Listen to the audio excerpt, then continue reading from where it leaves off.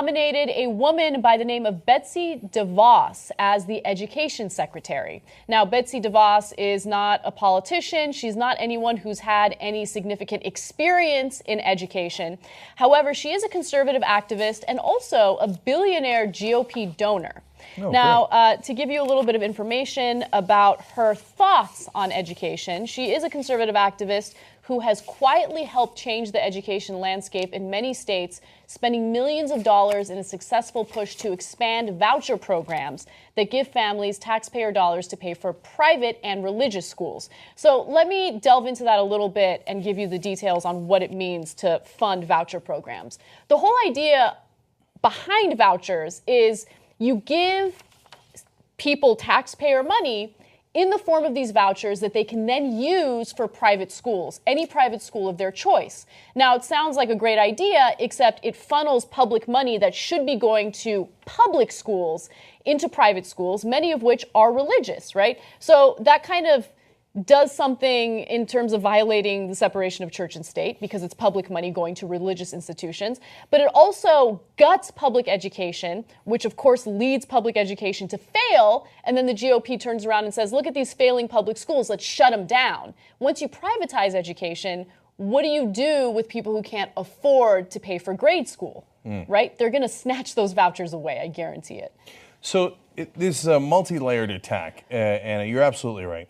So Betsy DeVos is a really interesting person because it's a view into the Republican Party. She is a hardcore establishment Republican. So it's interesting that Trump went in this direction because he picked on guys like Jeb Bush and all the establishment guys. Jeb Bush loves Betsy DeVos. In fact, there are some conservatives who are angry that she was picked because she's a Jeb Bush kind of person. And so the DeVos family that she married into has over a $5 billion fortune from Amway. By the way, Amway had to pay a $25 million fine for fraud in Canada, okay? Let alone everything else. The guy who originally founded Amway, who's her father-in-law, thought that the 1982 recession, which was devastating, was a good cleansing process. And thought, well, if you don't have a job, even in the midst of that recession, it's your fault because you're a bum. So these are these guys, okay? And her, now the family she comes from is the Prince family. She married into the DeVosses. The Prince family has about 1.35 billion, 1.5 billion in that ballpark because they ran auto parts in Michigan. Yep. Her brother is Eric Prince, who ran Blackwater. Yes. Okay. So now, what do they want? And why does she get this job? Well, here's three things that this family in particular wants. One, lower taxes. Well, if I got billions of dollars, any change in the tax code is worth tens, maybe hundreds of millions of dollars to me.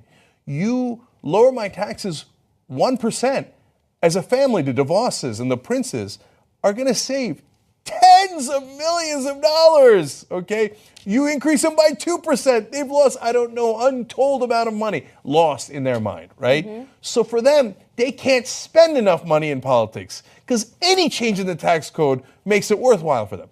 Number two, they want to destroy the unions. This same family has given money to the fight against unions in Wisconsin. And they have tried to destroy unions in Michigan in other initiatives, okay? So what does that have to do with vouchers? And she's Secretary of Education. See, the more you take away from public schools, the weaker the teacher union is. Yep. So it's a twofer. You hit unions, which you don't want to affect your businesses in other parts of your empire. And number two, unions give money to Democrats. And if you eliminate that, then the Republicans get stronger, again, lower taxes, less regulation, et cetera. And then finally, number three is she's quite religious. And so you take whatever money you can get from the public schools, get all those other things accomplished, plus funnel that money into your favorite religious schools where they brainwash people into not the American way where we separate church and state, but the un-American thing of, no, religion should rule us all and it should be one religion, not Judaism or Islam or Buddhism or any of that. No. Christianity needs to rule us all. Let's funnel millions of dollars in that direction. boom, boom, boom. They check all those boxes with the voucher program.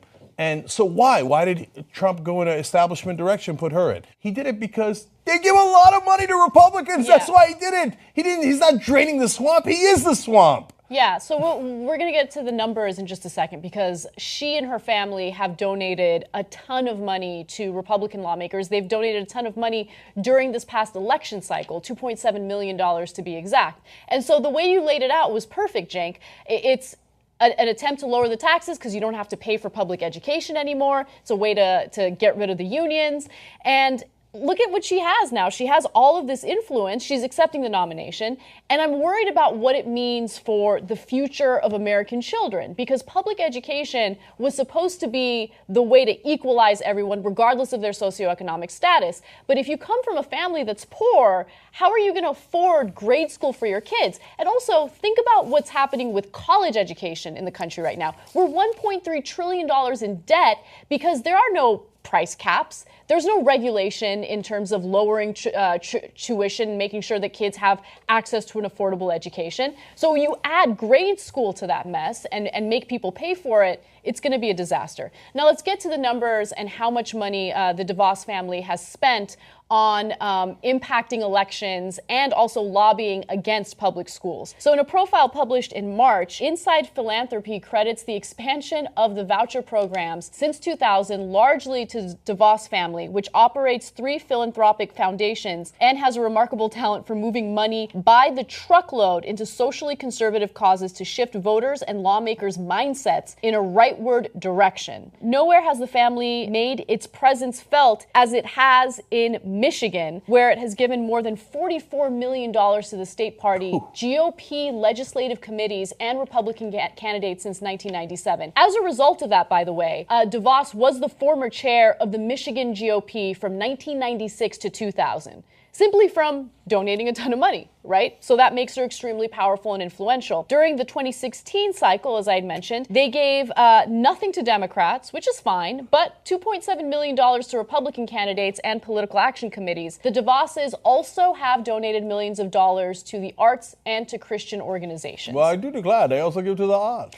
By the way, one of their corporations does invest heavily in renewable energy. So look, I want to mention that, full disclosure. Like, not everything is terrible. That's one good thing. But overall, they're trying to destroy public education. There's no question about it. Also, she founded and serves as chairman of the American Federation of Children. And that sounds lovely. Yeah, it does. Its associated political arm, a platform she has used to support candidates who endorse vouchers and charter schools and to attack candidates who don't. So right now, as we speak, in the United States, there are about 400,000 children in 29 states that are going to private schools with the help of public dollars. Again, this is public money that goes towards schools that in many cases are religious, right?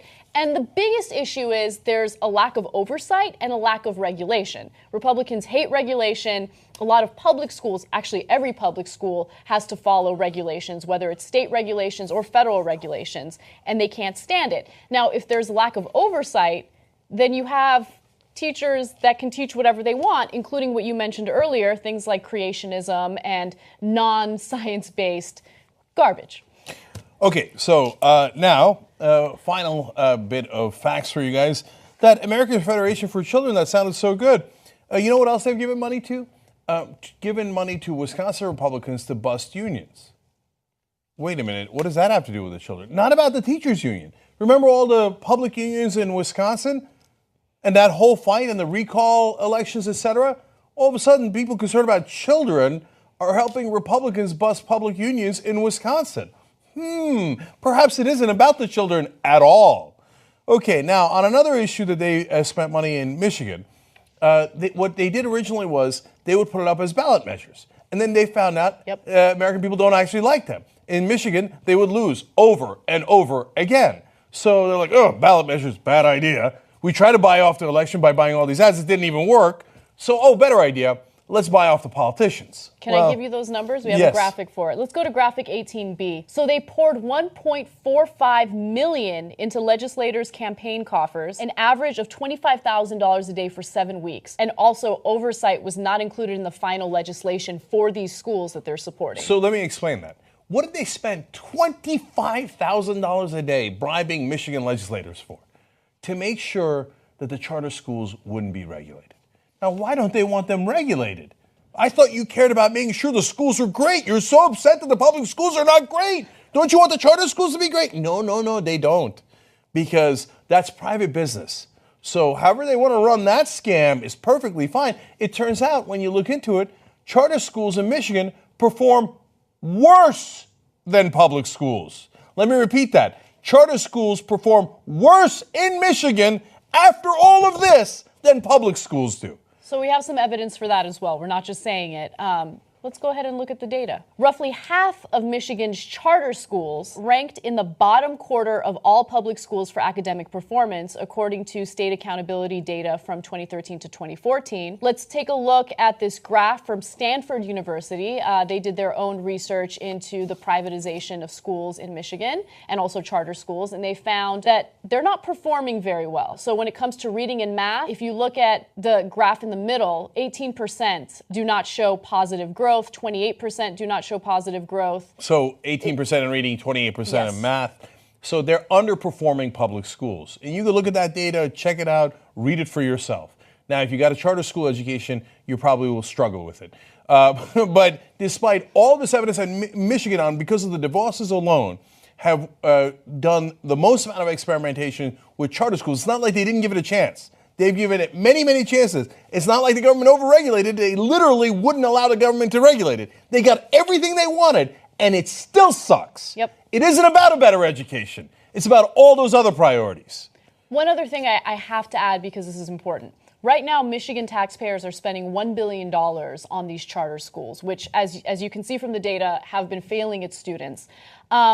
Because of the lack of oversight, you also have to keep in mind that the administrators and the people in charge of these charter schools can do what they wish with the money. And so research into that has found a lot of wrongdoing. So there was a year-long investigation by the Detroit Free Press, and it revealed that Michigan's lax oversight enabled a range of abuses in a system now responsible for more than 140,000 children. So board members, school founders, and employees were steering lucrative deals to themselves or insiders. Schools allowed to operate for years despite poor academic records, and also no state standards for who operates charter schools or how to oversee them.